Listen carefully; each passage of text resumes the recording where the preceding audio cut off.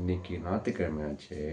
சரி காலையில் போயிட்டு முடி வெட்டிட்டு வந்துடலான்னு சொல்லிட்டு கிளம்புறேன். வீட்டில் இருந்து டவல் எடுத்து கையில் கொடுத்து வெளியில் போட்டு போயிட்டு டவலை வரும்பொழுது குளிச்சுட்டு அப்படியே உள்ளே வந்தது, முடி வெட்டிட்டு உள்ளே வரக்கூடாது அப்படின்னு சொல்லிட்டு சொல்லி அனுப்புனாங்க. வாஸ்தவமான பேச்சு தான். நான் என்ன கேட்குறேன், வீட்டுக்குள்ளேயே அட்டாச் பாத்ரூம் வச்சுட்ருக்காங்கல்ல, அவங்க எங்கே போய் குளிப்பாங்க?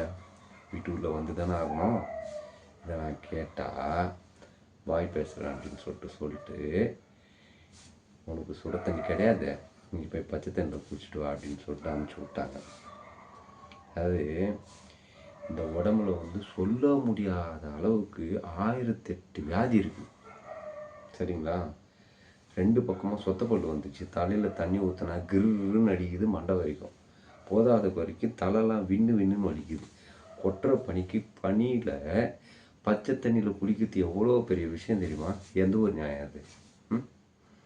அதாவது நான் வந்து ஹெட் ஆஃபீஸை பார்த்து ஒரே ஒரு கேள்வி தான் கேட்குறேன்.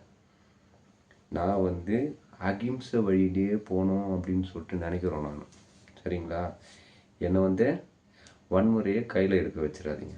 புரியுதுங்களா? ஏன்னா எனக்கு வந்து வன்முறையை வந்து காட்ட தெரியாது. பார்த்துங்க.